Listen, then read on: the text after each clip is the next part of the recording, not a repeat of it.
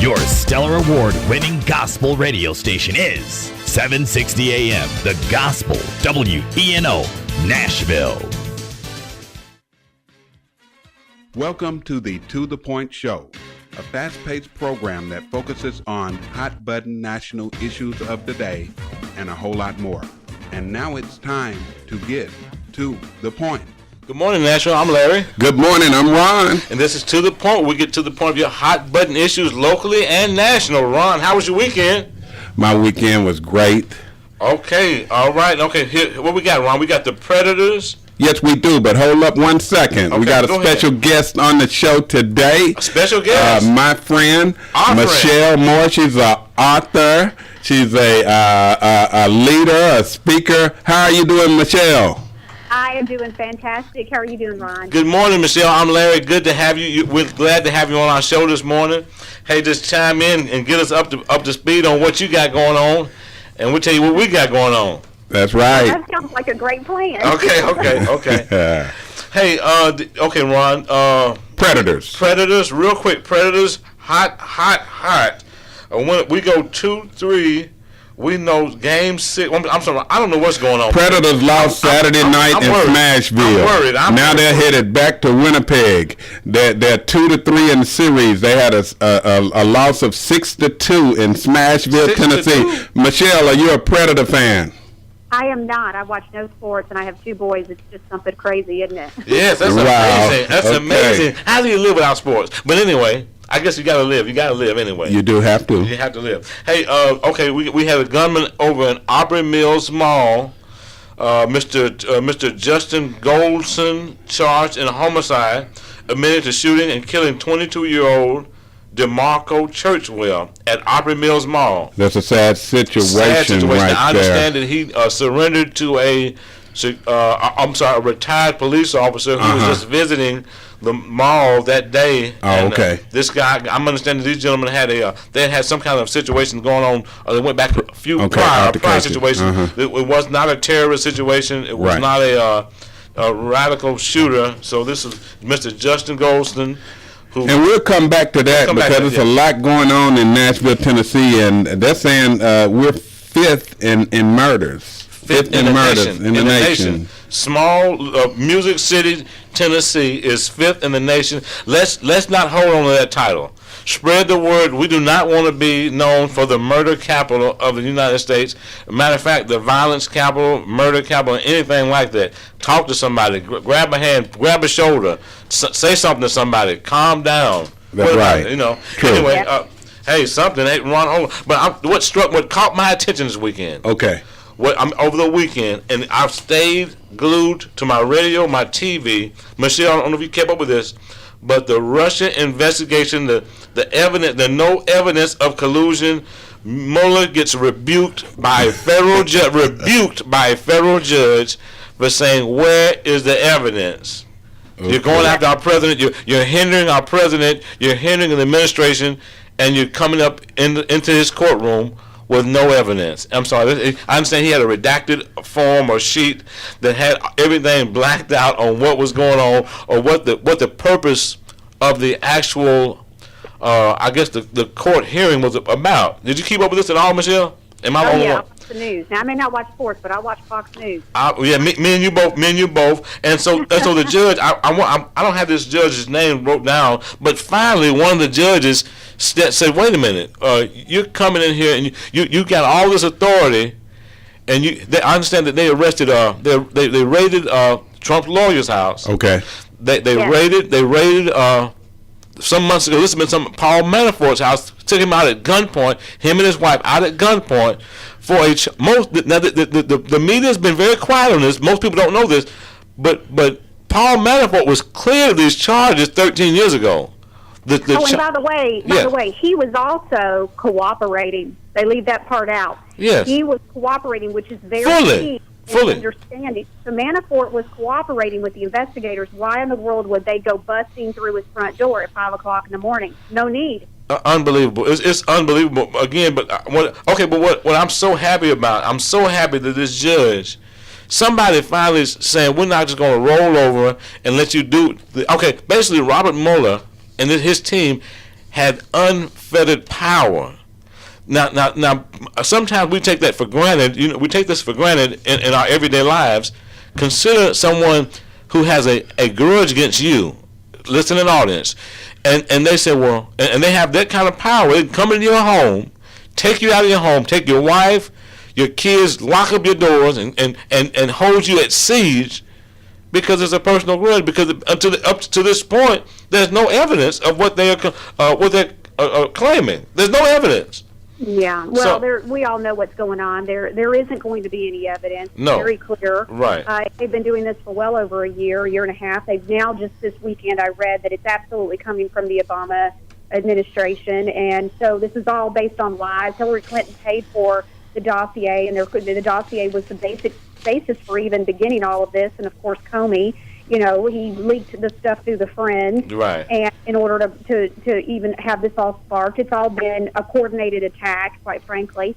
And the bottom line is, we all know they're not going to find any Russia coordination going on. What one thing that CNN and a lot of these stations failed to also mention is look at how many sanctions and different things that we have done, that President Trump has actually done to Russia. He's actually been very difficult and hard on them. I think there were a number of people he even kicked out of our country. Mm-hmm. There have been a lot of things that have been done to Russia to correspond with some of the things that and react to the things that they're disciplinary kind of thing and hard-nosed that hasn't been done to them in years. There's never been any recourse, but you run the gamut. So, but nobody's talking about all of that President Trump has done. They make it out like he's in bed with the Russians, and he couldn't be further from that. Right. He's actually probably the I guess one of the strongest presidents we've had against foreign opposition.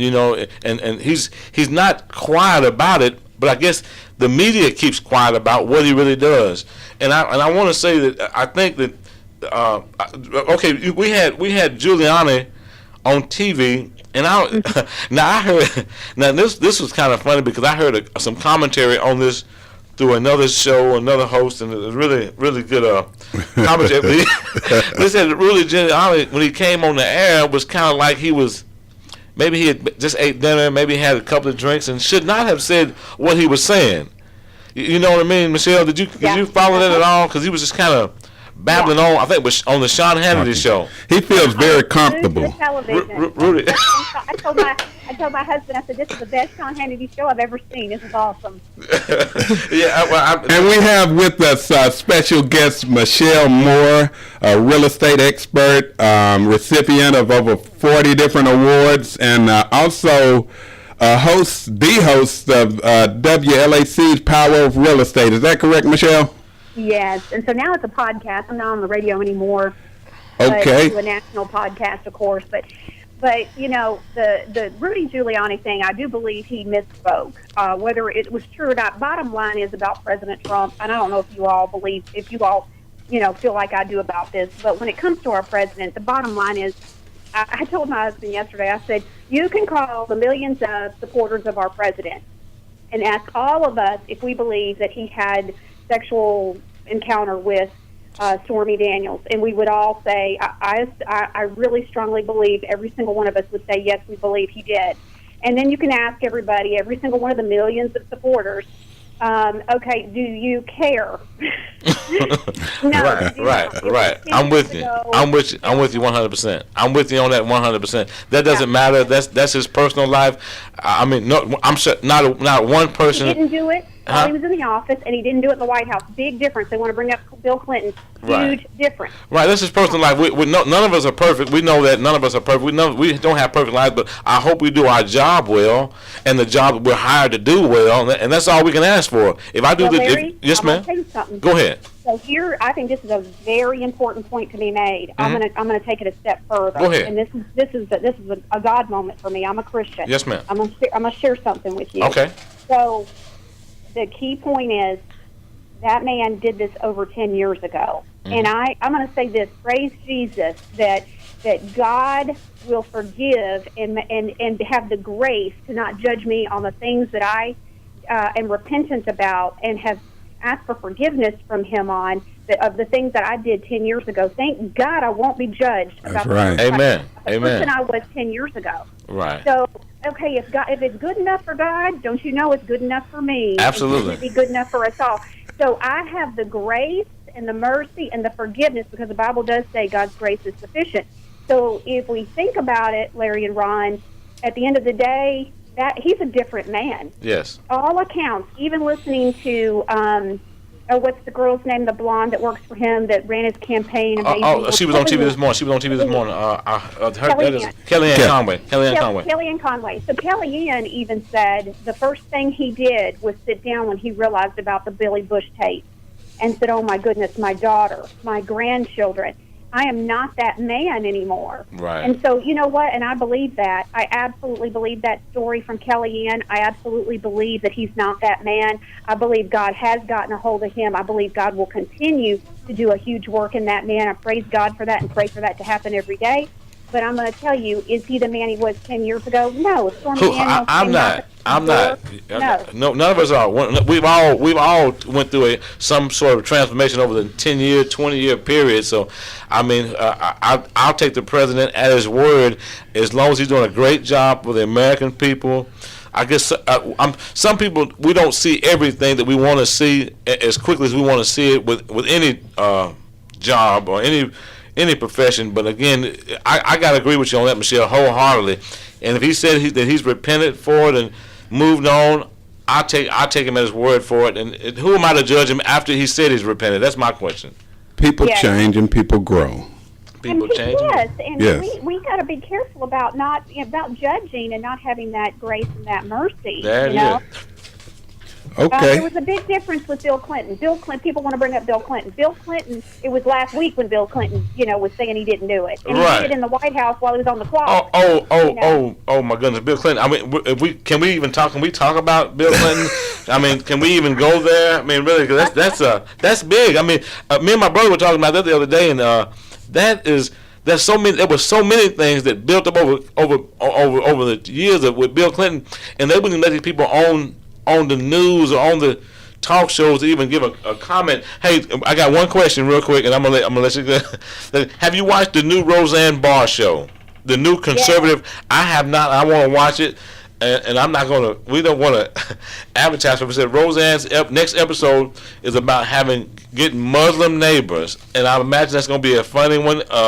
If anybody is watching that new show, please check it out. Ron, did you check out along with the rising housing prices in Nashville? Have you looked at the gas pump? The gas prices are going up quietly. And they said it would a couple of months ago, and you're right, they are. Yeah, gas prices. Go ahead. It's summertime. It's summertime. Is it? But this is a big hit because it seems like we were close to the $2. Now we're getting closer to $3 now. You know what I mean? We're edging up there. It's amazing. 20 cents, 30 cents. That's a big percentage on a $2, $3 item. If you buy mid-grade gas, you're paying $3 plus for gas. And I have one vehicle I had to put mid-grade. Here we go. Here, Nashville said no. Nashville said no to the transit plan. What? Wait a minute. No, not now, or not this plan. Vote it down. Hey, now you're talking about something that we need to celebrate. Now that is cause for cheering and celebration. What's your stance on that, Michelle? Oh Lord, I was praising Jesus, and I got to tell you, I was surprised. Yes. I was totally shocked. I thought for sure it was going to happen. I was very vocal about it. Being a real estate agent, I was surprised even about the Greater Nashville Association of Realtors' apparent support. A lot of the upper leadership of GNAR, I ended up realizing, was for it and did a lot of things with it, which, I mean, we all have the opportunity. This is America. Which is all great. I celebrate that. But this was about the biggest, scandal or scheme, it seemed like to me, that I could come up with. I wasn't buying it. And the other thing I didn't like, if you even check out my Facebook page, you'll see where I shared some stuff about it and said, let me get this straight. You can't even tell me where the stops are going to be. Wow. And you want us to approve how many billions of dollars? And look at the comments of the people that are throughout the country that are friends with me or follow me on social media. Look at their comments that live in cities like Denver that have had something like this happen, and I've yet to meet one person that says this was the best thing we ever did. In fact, they said, don't do it. This is where we went wrong. By the way, we're talking about we can't even give our government employees for Metro a raise this year, but yet you want us to give you more money? It's been $9 you want to raise billion. taxes? Right. So, hey, and by the way, what about Chicago? Did you see in 7 days, 69 murders? 7 days and 69 murders. Last night's news. So, you know, I want to share something. You were talking about that shooter in Aubrey Mills, Larry. Yes, ma'am. Mr. Goldson, Yes. So I did hear about that, and I just want to say, hurting people hurt people. Yes. We live in a very hurt world more than ever before. And so if you have a neighbor who looks like they're hurting, you know, there are times where you can just stop and look at someone's face if you're at the grocery store, wherever. Give them a kind word. Ask them how they're doing, and stop and look at them and wait for the response. Right. Well, hey, Michelle, that's powerful. That is powerful, because I think that, and if I can just say something on that real quick, I won't hold it long. But I think we're so into our email, our text message, our Facebook, our Instagram, our social media, that we have detached from the person sitting right next to you.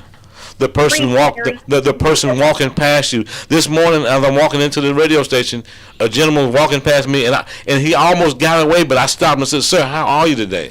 Can we still speak?" When I'm out of town, people think I'm crazy, because when I'm out of state, different cities and stuff, I stop and say, "Hey, how are you doing? Are you all right?" Can we stop and say hello to people, or say good morning, or how you doing? Sure. With a little bit of sincerity. You know, sometimes we do it so fast, and, you know, it's like a quick washed hand. No, how are you doing? Let's really get in there and see how people are doing, because you never know what that person's going through, or where they're going to, and who they'll interact with. So I mean, hey, that's powerful. That is. Please say hello to somebody and say how they're doing. See how they're doing. Your friends, neighbors, or whoever. Or if you're baking cupcakes, I bake cupcakes a couple of times a year. And where do you live? Where are you? Go ahead. Nowadays, we're not even neighbors, you know. Yes. And I remember growing up with my grandparents, and they knew everybody on the street, okay, where they worked, their family, how they were related, whatever. And now I can't even tell you the people that live across the street halfway. And I'm with you. That's not true. I mean, they own a restaurant, and we go to their restaurant, and that kind of stuff. And and our kids play together. But that's my point. It's because we're intentional about being neighbors. Most can't do that. We take cupcakes, and the people that moved in next door to us last year, we brought over brownies. I made brownies for them, and brought over brownies. And at Christmas, we go around giving the neighbors my famous cupcakes is what my kids call it. But and so. But, we've been doing that for years. The boys and I, we got special little boxes we get, and we go and say, Merry Christmas. And, people are always just so thankful. You just see that they just can't believe, still that we do this every year. But that's a beautiful thing. Here we go, Larry. I know you probably... What about this Avengers Infinity War? You have saw it. Michelle, did you see it? Did you take your kids to see Infinity War? Fastest to $1 billion. Well, I got lucky. My brother-in-law took them. So you didn't go? Wait a minute. Okay. Well, what happens? What happens is that my older brother, when we were kids, and I'm not gonna be late. We're gonna get back to our commentary in just a second. But my brother was a big-time comic book guy. This guy had like big cardboard boxes full of comic books. Mm-hmm. So I knew all about these characters. I didn't have time to read them because I had too much playing to do. But my brother knew every character. So whenever these kind of movies come out, I take my son to see them. I'm a young grandparent, a super young grandparent. so I really want to take my little grandboys to see it. And I'm sure they'll enjoy it. But it was a really good. I mean, it was a good movie for entertainment purposes. I'm gonna check that out. If you know the characters.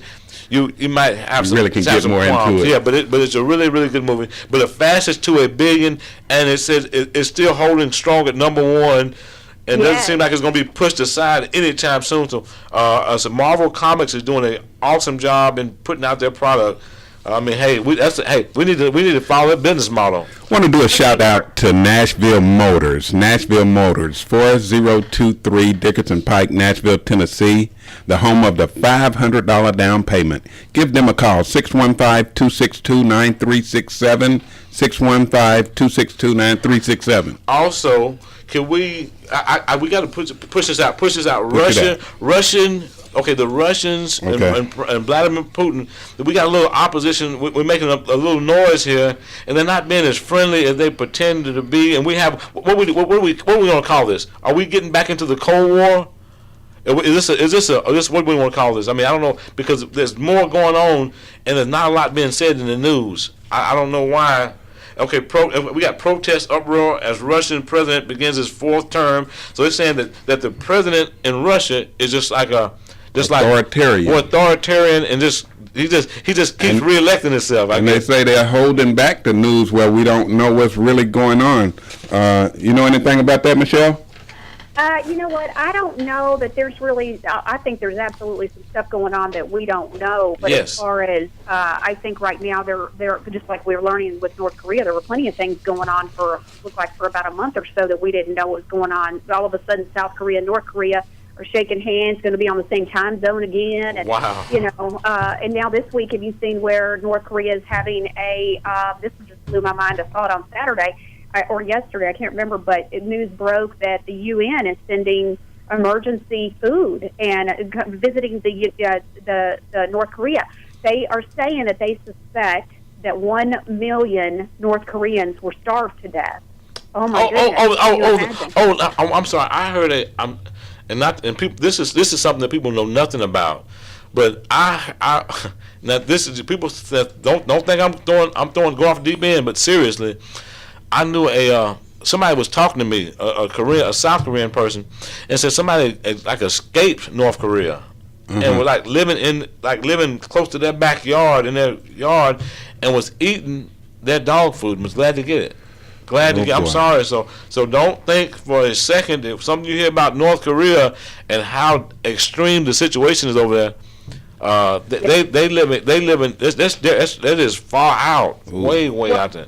And I would say, too, if you think about it, obviously, I mean, if you change your time zone just because you hate somebody so bad, I mean, that's what North Korea did, apparently. They changed their time zone. But to have 3 of our Americans that have been imprisoned in some kind of work camp that looks like they're going to be freed. They're going to be freed. They're going to be freed. I'm going to tell you something. If Donald J. Trump, think about if one of those people were your family member. If Donald J. Trump, if our president has negotiated for those releases, I got to say, if only that happened, which I mean we know that is monumental. That is a monumental achievement. I mean, you couldn't imagine. We're detached.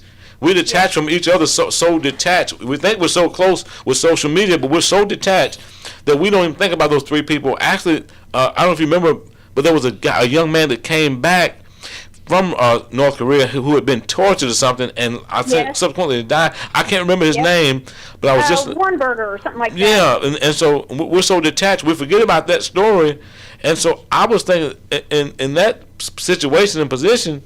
I mean, I was so upset about that, hearing about what happened to that guy. I was so upset, and I'm glad I'm not in charge or president, because I mean, one American life to me is just as important as the next, and I'm not gonna. I'm glad I'm not in charge, Ron. I'm glad I'm not the man in charge. But okay, Israel says documents confirm Iranian weapons program is alive and well. So the Obama nuclear deal, the so-called Obama nuclear deal, that was such a great deal.